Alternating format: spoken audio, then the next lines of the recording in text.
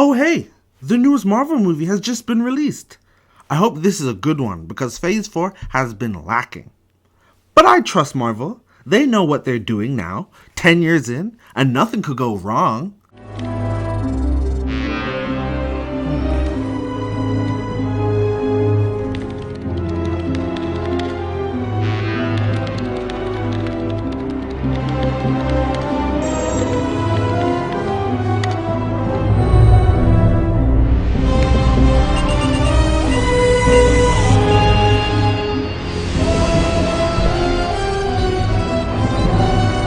Oh geez. So DC just announced a reboot to its universe that will now be helmed by James Gunn. He will be mixing in live action movies, series, cartoons, and maybe even some video games to fill in his universe. Beloved movies like The Batman, The Joker, and their sequels will be labeled Elseworld and can continue without interference. Why we couldn't also get this for the Snyderverse, I will never know, but we move on.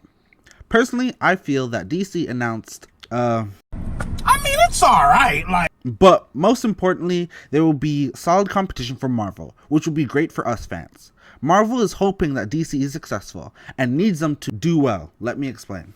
Before we get into the video today, remember to like, comment, and subscribe below, as your support will go a long way.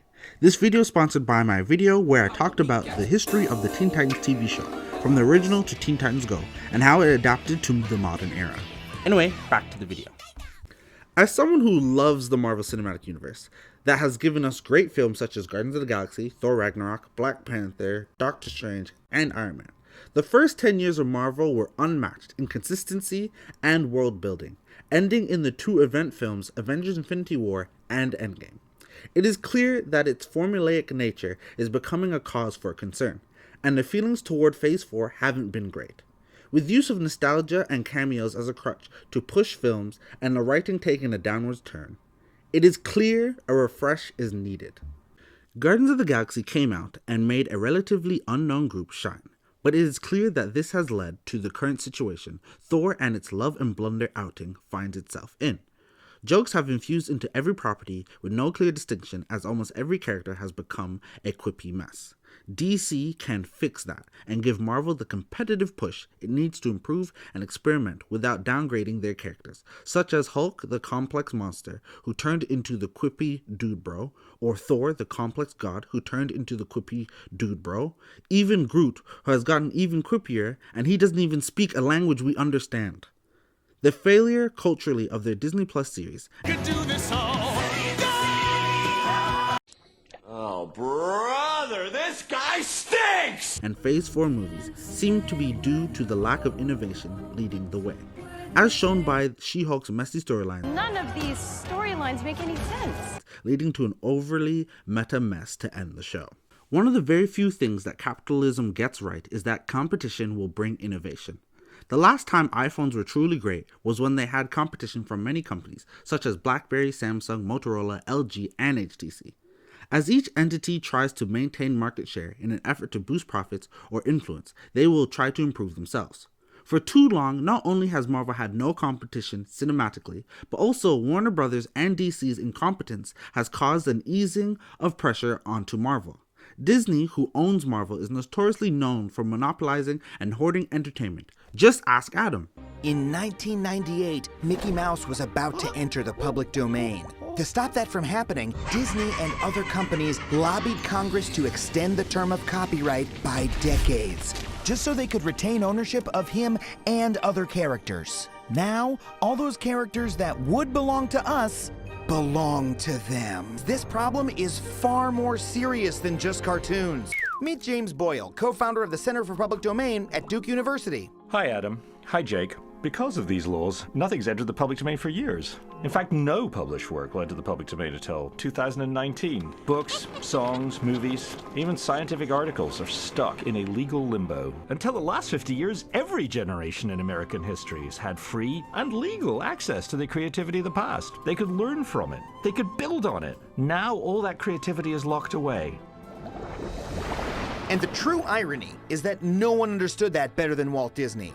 Dozens of Disney characters were taken directly from the public domain. Even the breakthrough Mickey cartoon, Steamboat Willie, is based on a Buster Keaton movie from 1928.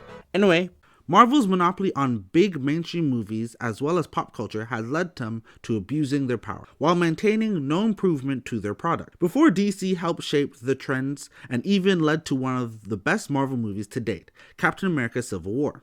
The Russo brothers, who were the directors of Captain America, The Winter Soldier, Civil War, and both Avengers Endgame and Infinity War, even said as much.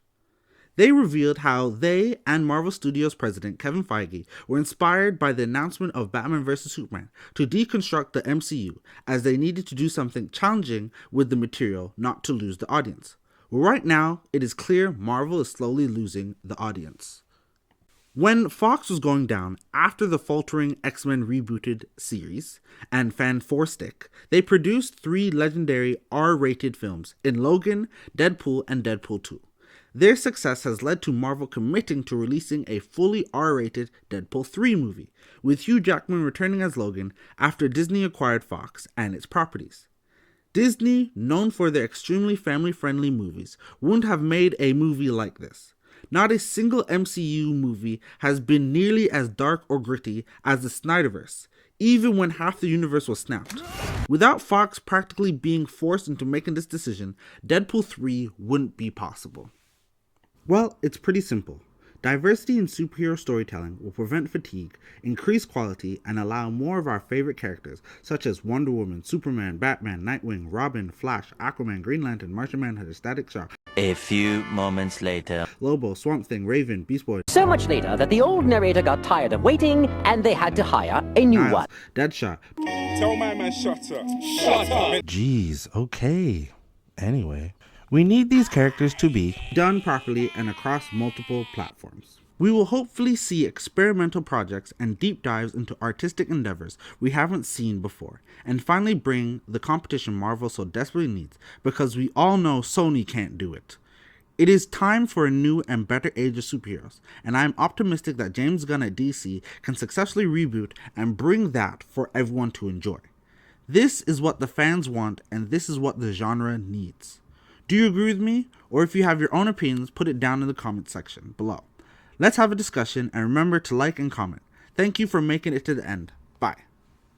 By the way, why couldn't we just get a Zack Snyder's completed story arc as an Elsewhere story? Clearly the fan base is there and passionate, at least animated. It would be so awesome.